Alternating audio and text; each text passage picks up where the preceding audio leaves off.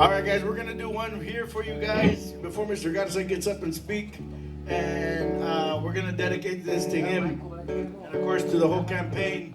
Para el señor Mr. Lázaro Garza, aquí una vez más de parte de los hermanos Palacios, todos sus amigos, su familia, and everybody here supporting Mr. Garza. We want to wish him the best of luck on his upcoming election. All right, guys. Fuertes los aplausos una vez más para el señor Mr. Lázaro Garza. Let's do one more for him, guys. Here we go. Échatela, Brian.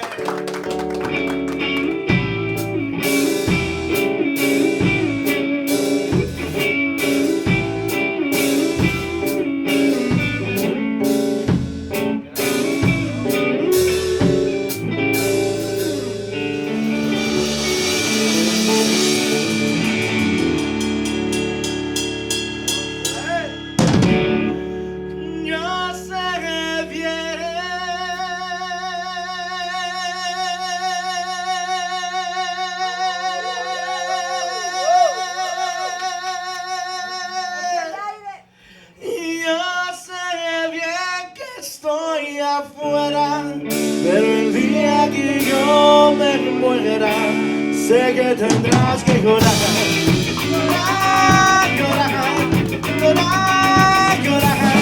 Dirás que no me quisiste, pero vas a estar muy triste, y así te vas a quedar.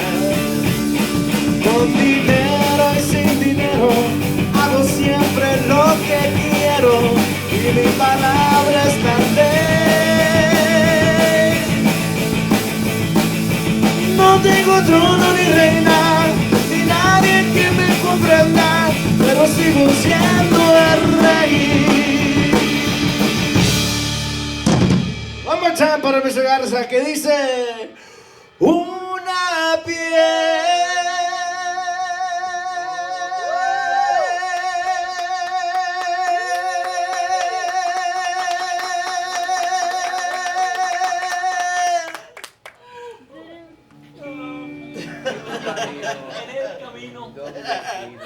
Una piedra en el camino me enseñó que mi destino era rodar, rodar,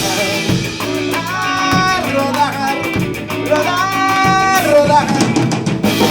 Me dijo un arriero, hay que llegar primero, pero hay que saber ganar. Con dinero y sin dinero, hago siempre lo que quiero, y mi palabra es la ley.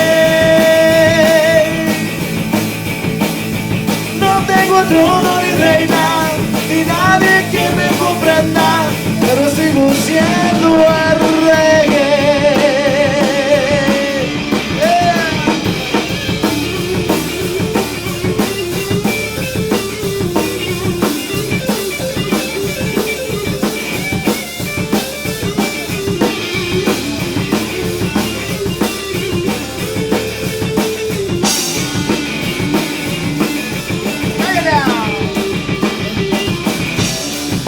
Alright, we're gonna let Mr. Garza speak right here.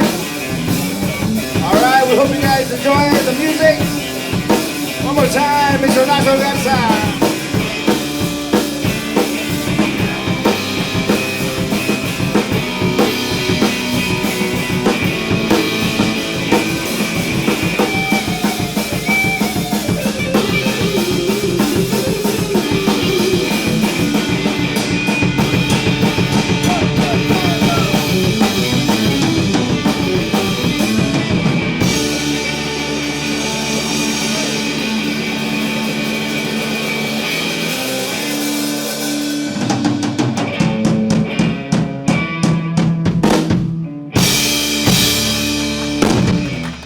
One more time, Mr. Lazaro Garza, right there.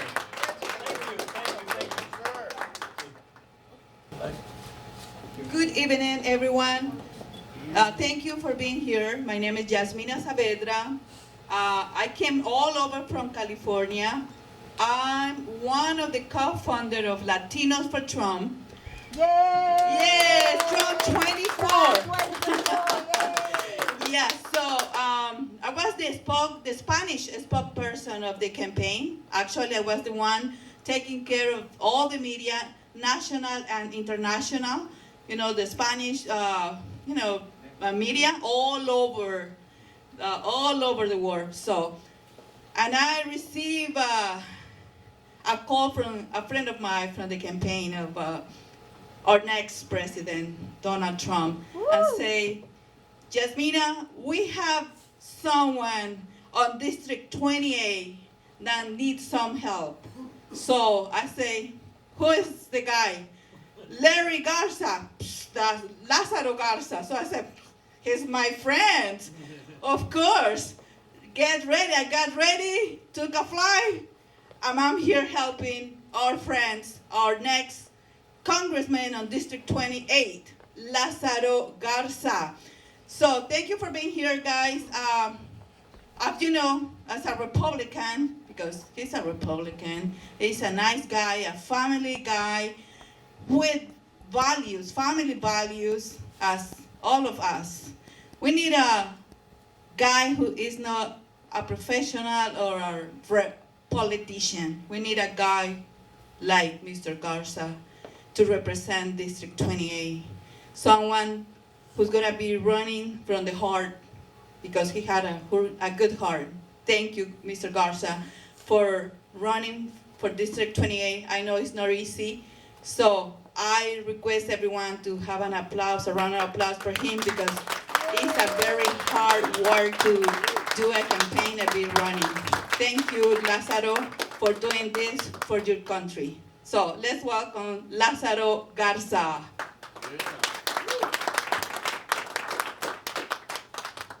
Thank you.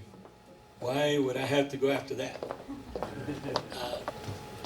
Buenas tardes, buenas noches. Yo me llamo Lázaro Garza. Fui nacido en Benavides, Texas, 1953. Palacios brothers know me very well. Their dad is a very good friend of mine. I am number 10 of 13 children, born and raised in Benavides, Texas.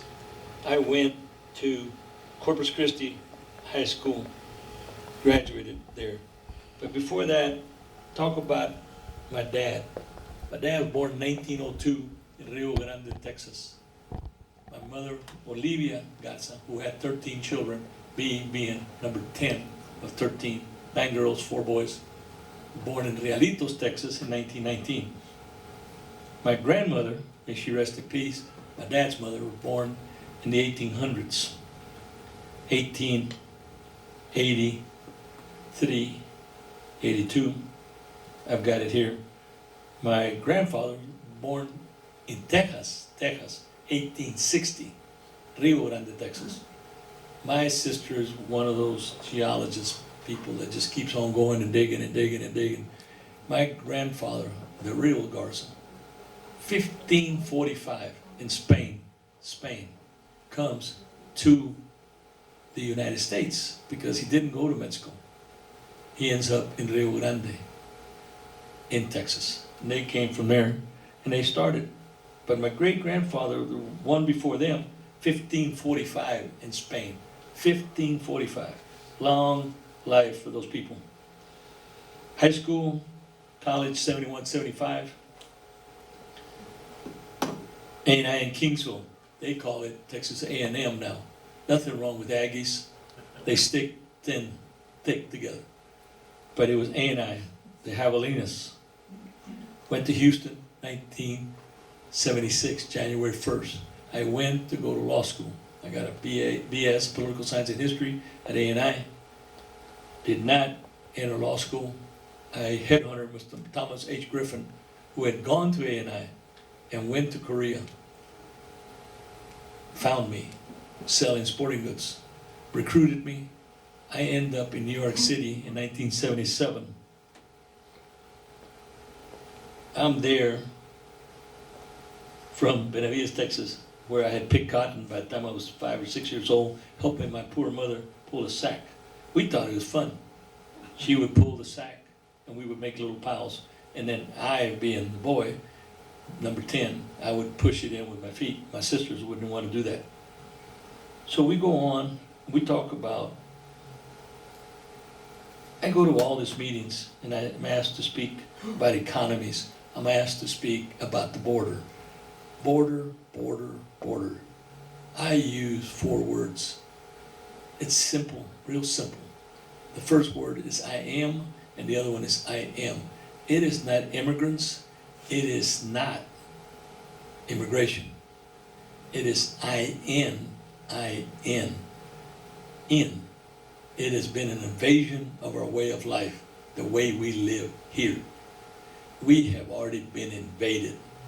We can talk about 1.2 in 20, 2.3 in 22, but 6.5 million people that they have counted that are here already.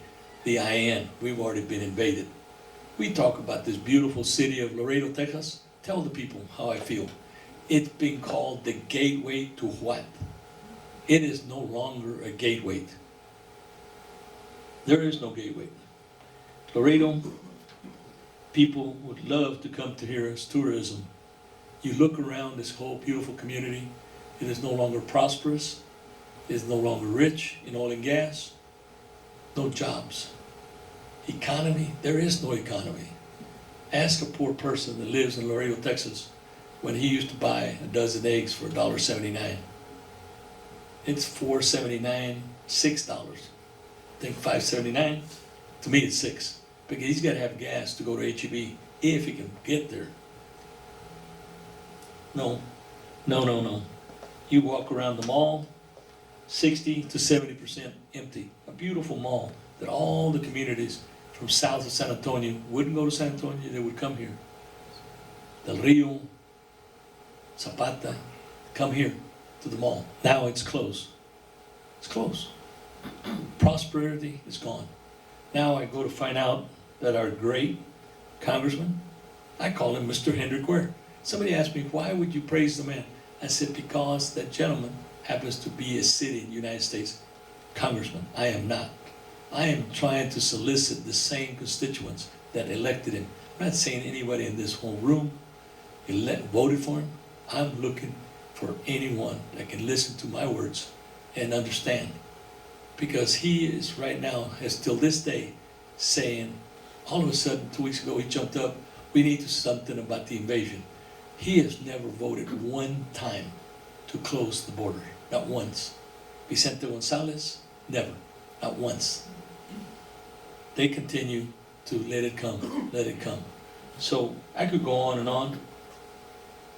What I worry about, living in Heberville, Texas, having a ranch between Falfurrias and Heberville, when I start seeing more human beings, that I have pigs and cows on my property, and they're carrying guns and backpacks, but no children, no women, just men. Men. I'm 71. These people are fit. They're in their 30s and 40s, 20s. They're walking through my property, and you call the local sheriff's authorities, and they say, what do you want us to do? And you call your congressman, oh, the border's closed, the border's closed. I said, no, that's when you're talking to CNN, ABC. You're talking to me, where you, sir, Mr. Quer, Mr. Gonzalez, and Mr. Vela used to come and sit there and drink my whiskey. And these people are walking through my property.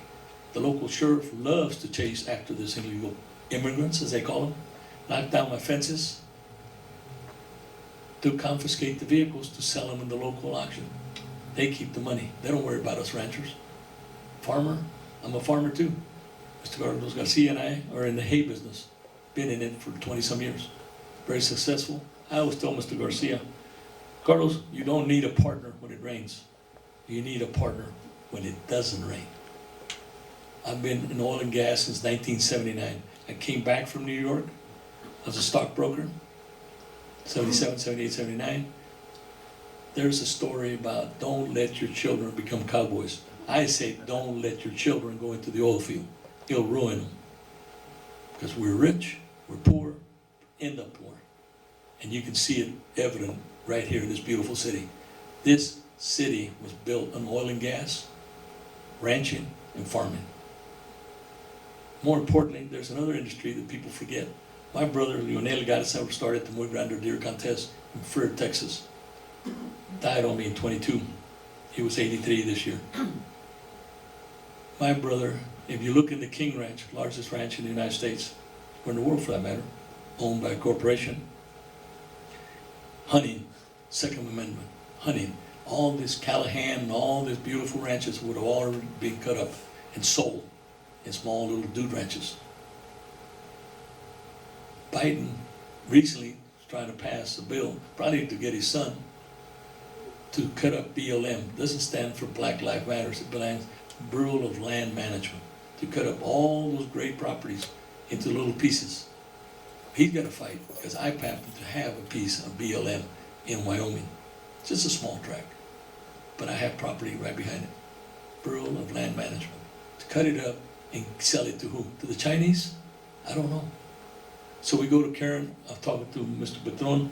Thank you, Paul, so much for your help. Ms. Medrano, thank you so much for tonight, for this event.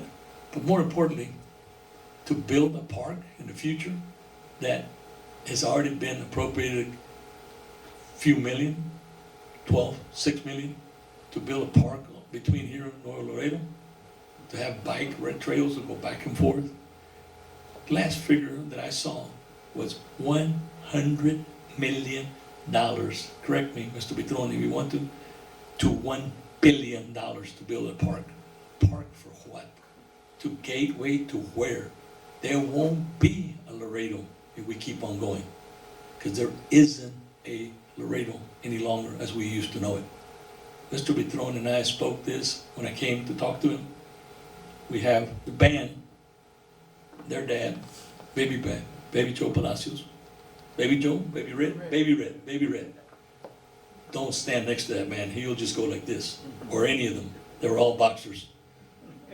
So Mr. Petron and I were speaking, and he says, Lázaro, lo que no entiendes es que el pozo ya está escarbado. Todo lo que le falta a Laredo es de echarle la tierra. Paul, I'm quoting your words, sir. Thank you. And I wanted to tell people how I feel about Laredo. It's too late to close the gate. Some of you all know Spanish very well, like I do. That 1902. Dice mi pobre padre, dinero en mano, chivo afuera. ¿Para qué quieres cerrar la puerta? El chivo ya se escapó. Laredo, voten por mí, con su ayuda voy a ganar no nomás la primary, voy a ganarle a Henry Quare. Yo lo conozco el hombre. Lo pueden negar, yo tengo retratos, pero ¿para qué? No estamos hablando de él, no estamos hablando de mí, no estoy hablando de mi papá, mi mamá, mis 9 hermanas o educación. Yo lo que me duele todos los días son los 85,000 chamacos que pasaron, que de repente se desaparecieron. Estaban grite y grite que Trump tenía cages here, cages there. ¿Dónde están los niños? Les digo, las cámaras que yo miro todos los días, no pasa ni un niño y ni una mujer. ¿Dónde están? ¿Dónde se los llevaron? Los vendieron. 1800, they were slavery. Now they're child trafficking. They're making more money off of children than they are off the drug business.